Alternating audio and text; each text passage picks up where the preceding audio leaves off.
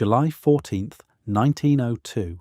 A few minutes before 10 in the morning, the bell tower of St. Mark's Basilica in Venice began to lean.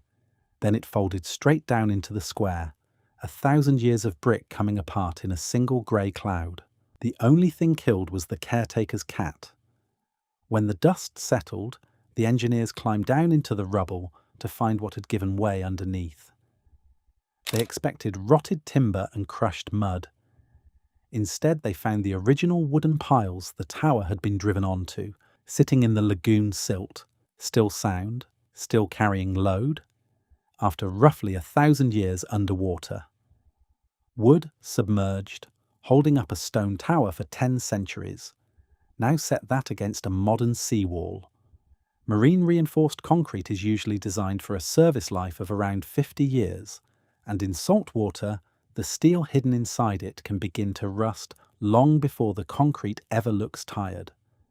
So how did medieval builders take the worst possible ground, a saltwater swamp with no bedrock anywhere near the surface, and turn it into a foundation that has outlived the republics, the plagues, and the engineers who came after them? That is what we are digging into today. But this story doesn't start with a falling bell tower. It starts with a problem nobody wanted, a lagoon and a population of refugees with nowhere else to go. You will read everywhere that Venice was founded at noon on the 25th of March in the year 421. That date is precise, ceremonial, and almost certainly invented. Venetian chroniclers cooked it up centuries later to give the city a heroic birthday, and archaeologists have since found signs of life in the lagoon well before it. The honest version is messier. Through the 5th and 6th centuries, as Huns and then Lombards tore through northern Italy, people from the mainland cities fled into the one place an army on horseback could not follow them, a shallow, muddy lagoon at the top of the Adriatic. It was a brilliant place to hide and a miserable place to build. The ground barely deserved the name. It was silt, peat, clay, and standing water, soft enough to swallow a stone wall whole. There was no rock to anchor to. For a few generations that didn't matter, because nobody was building in stone. They were fishing, making salt, and trading. Salt, in fact, is what made them rich. The Venetian state would later call it the true foundation of our state, and they meant it literally, because the money from salt and Eastern trade is what eventually paid for everything heavy that followed. By the year 1000, Venice was no longer a refugee camp. It was turning into one of the richest trading powers in the Mediterranean, and rich cities want cathedrals, palaces, and bell towers, heavy ones. That left Venetian builders with a question that should have had no good answer. How do you set thousands of tons of stone on top of mud? Most people never heard about the part that came next, and it is the part that still doesn't quite make sense the first time you hear it. Their answer was to build a forest, upside down and underwater. The technique was deceptively simple to describe and brutal to carry out. Crews drove wooden piles, tree trunks stripped and sharpened, straight down through the soft upper silt. In Venice, these piles were short, usually somewhere between 5 and 11 feet long and between 4 and 10 inches across, cut mostly from larch, oak, alder, and elm. They were hammered down by hand and by machine until they punched into a deeper, denser layer the Venetians called the caranto, a stiff bed of compacted clay and sand sitting below the soft mud. Here is the detail modern textbooks fixate on. An engineer today would call these friction piles. They were never built to reach solid rock because there was no reachable rock to find. Their job was to be packed so tightly together, so close that the narrow gaps between them were stuffed with sand and rubble, that the soft soil itself was squeezed into something firm enough to carry a building. The piles and the mud became a single compressed mass. In effect, the trees were squeezing the swamp into a floor. Doing this by hand was its own ordeal. Crews worked off platforms and barges, hoisting a heavy weight and dropping it onto the head of a pile, over and over, sometimes for days, to sink one short trunk into the muck. A single large building meant tens of thousands of them, driven in disciplined rows. It was slow, miserable, repetitive labour, and all of it had to be finished before the first block of stone could go down. The foundation of a Venetian palace could take longer to lay than the visible palace took to build. Everything anyone admires today, the marble, the arches, the painted rooms, sits on months or years of work that no one would ever lay eyes on again. On top of the pile heads, the builders laid a raft of crossed timber planks, 2 or 3 layers thick, which the Venetians called the zatterone. Then came a course of Istrian stone, a dense, nearly waterproof limestone shipped in from across the Adriatic, in what is now Croatia. Only above that waterproof stone layer did the brick walls begin. Every palazzo you have seen rising straight out of a canal is standing on that exact sandwich. Trees, then raft, then waterproof stone, then the city. The scale of it is hard to hold in your head. The whole of Venice is estimated to rest on something like 10 million piles. The Rialto Bridge alone sits on roughly 12,000 oak posts driven in tight rows. Before the single stone arch you cross today was finished in the late 1500s, a run of earlier wooden bridges spanned the same gap, each one set on the same kind of submerged timber footing. St. Mark's Basilica, whose first church burned in 976 and which was rebuilt and consecrated in 1094, stands on something close to 10,000. The timber was floated down from the Alps and the Dolomites on rivers, harvested from forests the Venetian state owned, mapped and guarded for exactly this purpose, with specific woods reserved for specific jobs. An entire mountain woodland was felled, dragged to the water and buried under a city. There is a reason the people who study this call it the drowned forest. We even know what one of these foundations looks like up close, because the 1902 collapse let engineers examine the Campanile's own footing. Underneath sat short poles around 4 meters long, topped with timber planks, with several feet of stone built up on top of that. The wood was still largely intact, preserved by the very mud it had been buried in. That foundation dates back roughly 1,000 years, to around the year 900. And the whole thing rested on one rule: break it, and every one of those millions of piles would fail. Keep it, and they would last 1,000 years. If the builders had gotten that single rule wrong, this would be a very different story, and Venice would be a ruin under the water. The rule was about the waterline. To understand it, you have to understand why wood rots in the first place. Wood does not decay on its own. It gets eaten.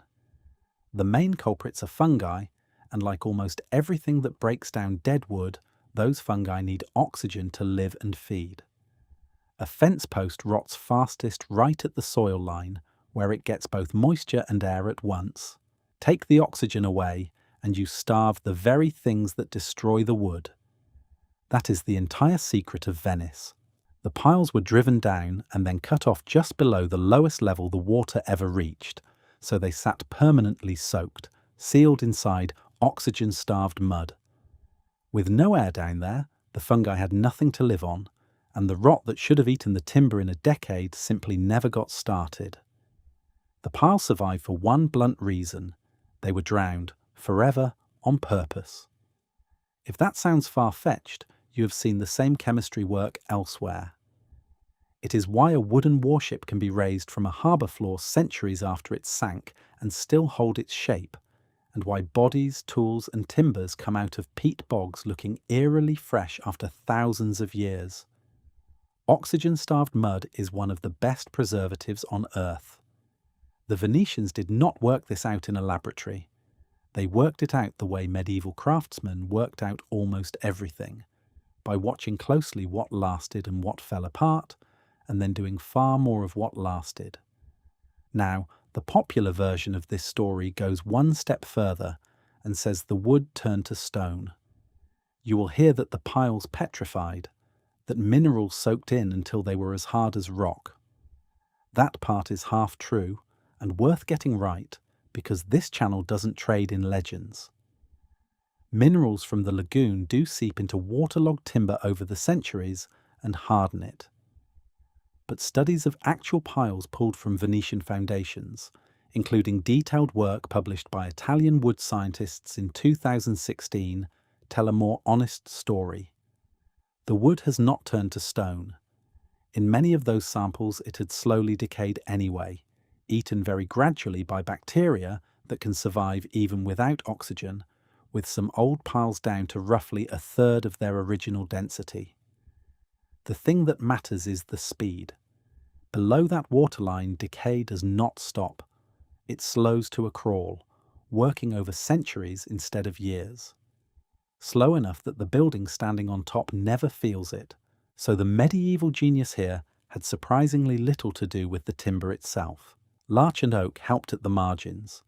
The real breakthrough was reading the environment so precisely that they could hide a material's one fatal weakness inside the very thing, water, that was supposed to destroy it.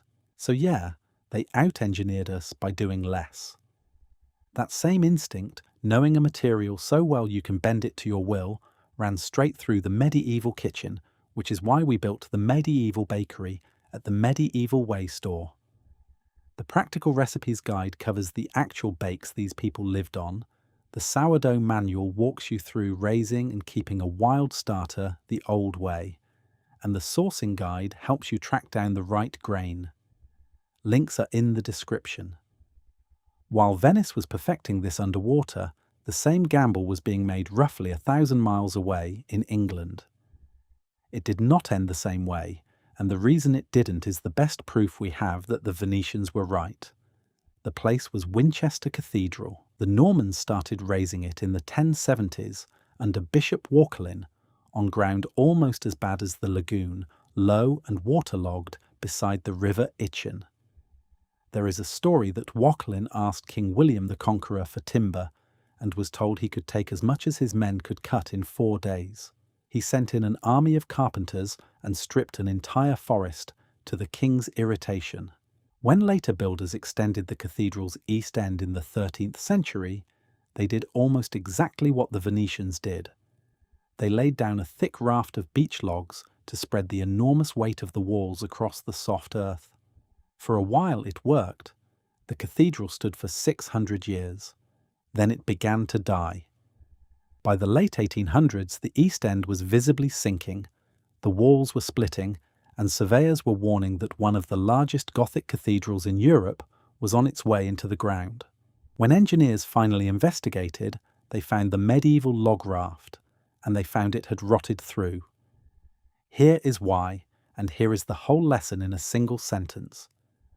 Winchester's logs were never permanently submerged. They sat in peat above a water table that rose and fell with the seasons, so the timber was alternately soaked and then left exposed to air. That cycle is the one thing waterlogged wood cannot survive. Every time the water dropped, oxygen reached the logs, the fungi woke up, and they fed. Venice kept its forest drowned, and it lived. Winchester let its forest breathe, and it rotted. Same idea, same centuries, opposite outcome, and the only variable that truly mattered was the waterline. Saving it took one of the strangest construction jobs in history. The ground was so wet that every trench the workers dug filled instantly with water, and no pump could hold it back. So the engineer Francis Fox hired a deep-sea diver named William Walker. From 1906 to 1911, Walker worked underwater in near total darkness, around 20 feet down, feeling his way along the rotten foundations by hand. Bag by bag, he packed the waterlogged trenches beneath the cathedral with concrete and brick, by some accounts more than 900,000 bricks, along with tens of thousands of concrete blocks and bags of cement, until the building sat on a solid base again. A single man, in the dark, underwater, held up a cathedral the medieval raft could no longer carry.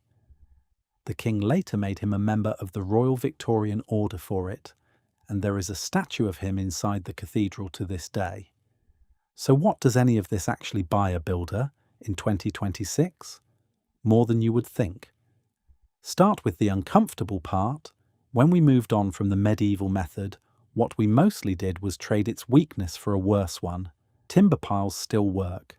Engineers still drive them today, and the old Venetian and Amsterdam foundations are studied precisely because permanently submerged wood has proven it can last. What changed is that we switched to steel and reinforced concrete, and then went and used them in exactly the wet, salty places where they corrode fastest.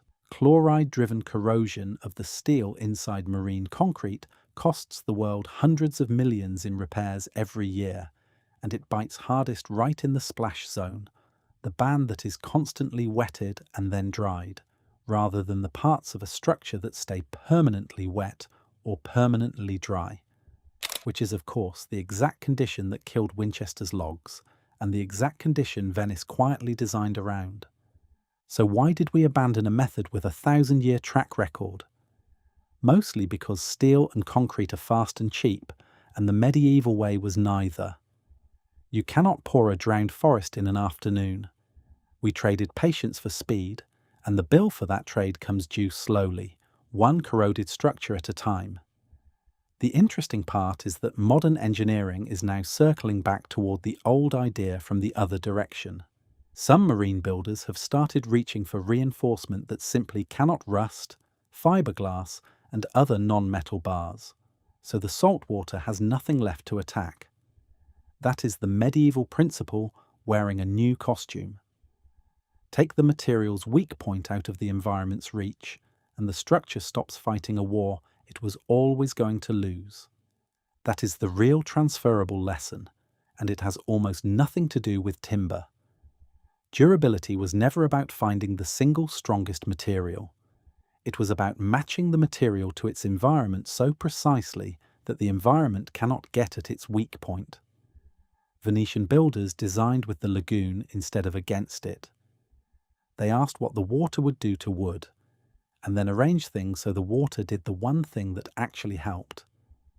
We tend to pick the strongest sounding material on the spec sheet, drop it into a hostile site, and then fight the corrosion bill for the rest of the structure's short life.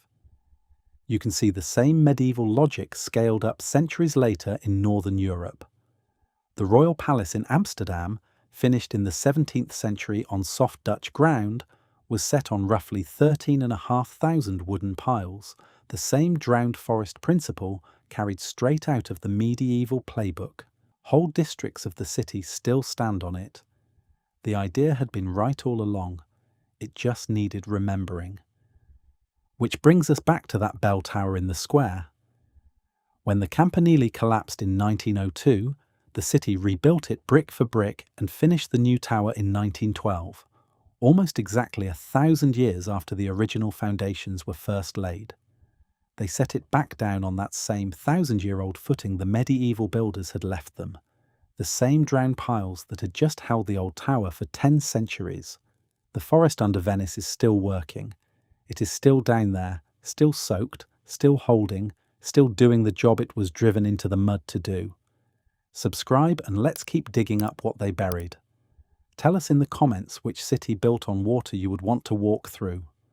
Until next time, build to last.